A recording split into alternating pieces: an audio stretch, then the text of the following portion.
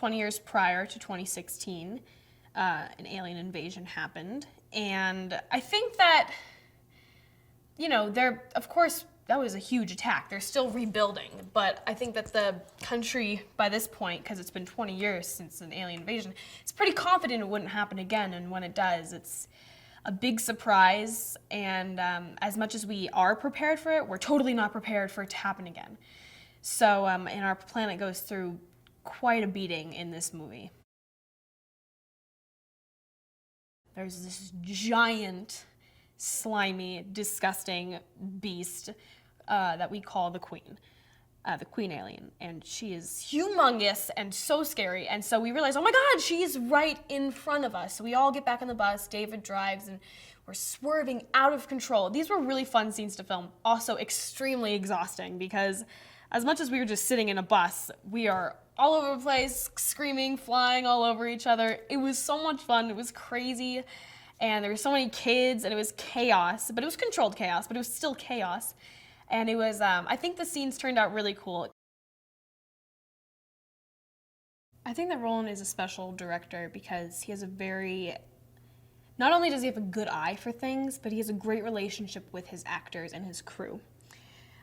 His crew love him, and he is lovely to everyone, and he really cares about what you think as an actor. He wants to know if you're not comfortable with the way a line's being delivered or not comfortable with the way you're dressed or the way your character is being perceived. He wants to know what you're thinking about your specific character, and he really is good about caring what everyone thinks about their own character and if they're happy or not.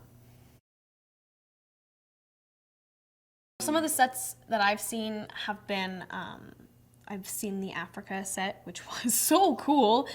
I saw the moon tug, the moon base. I can't remember exactly what else I've seen, but I got to go inside of the moon tug. I was so excited. I took a photo of me in the driver's seat. I was like, this is living, you know what I mean? But it was so exciting, and I think that from what I've seen of the sets, it's just such a high-tech world, and when I was inside, I felt like I was watching a movie. I was inside of the moon tug because I was like, whoa, this is like, and it's so cool because there's so many buttons and controls everywhere, and at the same time, you're like, oh, I don't want to touch anything. You're like, oh wait, this is props. If I touch something, nothing is gonna happen. But for like one split second, I was like, this is a real moon tug, and if I touch something, it's gonna explode. We have great new add-ons like Liam Hemsworth. He's doing an amazing job, and I think that him and Jeff Goldblum are making a really great team, and him and all the other pilots, and I think that it's just watching. I think that what you do is you build such a relationship, you create a relationship with these characters, you care about them, and you want them to keep going and really make it through, and I think that when you're watching it and you see all the stuff they go through, you want them to succeed so bad, and it's really, you're on the edge of your seat, and I think that it's just going to be so much fun to watch, not only action-wise, but for character development-wise. You're really just going to fall in love with all the characters. What I loved about that movie so much is the humor in it, because when watching any action movie, I think if it's lacking humor, I think that can be a really big setback, and I definitely think that the first movie had some amazing humor, and this one has a lot of it as well, because I think that's the most important thing when watching an action film, is that I'm entertained by all the explosions, but there's also some comic reliefs. So I think my favorite thing about the first movie was the comedy, but also I loved the relationship between all the characters. And I loved how you were just rooting for people, and some of the characters you hated because they just didn't want David Levinson to succeed. They didn't want him getting in there. And I think that's really cool. I think when you can make anyone in an audience love a character, hate a character, have any emotion about a character, I think it's a really special thing.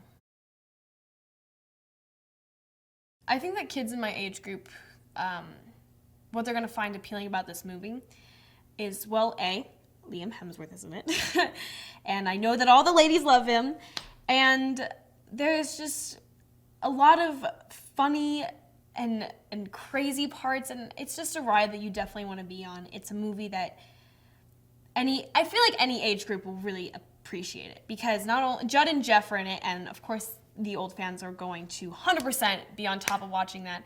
And Liam and Micah, we have a lot of new additions. It's going to be really exciting and to watch these two worlds collaborate and make something really beautiful. And I don't think anyone's going to want to miss that, especially people in my age group, because I know that we love action movies and we love to be entertained, and this is a very entertaining film. Working with Jeff Goldblum is one of my favorite things that's ever happened ever. He is amazing. He is so, my favorite thing about Jeff is that he not only is he so kind and just makes everyone feel important and loved, he's so intelligent and he is always learning. He always has some sort of book on set or just listening to his favorite music piece. He is always learning and always wanting to educate other people.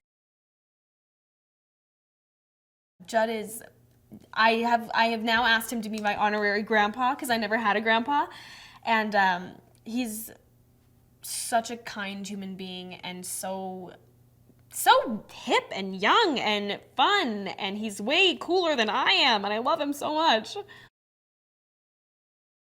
Hey guys, did you know that Pierce Brosnan was contractually forbidden from wearing a full tuxedo in any non-James Bond movie from 1995 to 2002? For this and more movie facts, click on more videos. But if you want something else, click on the playlist.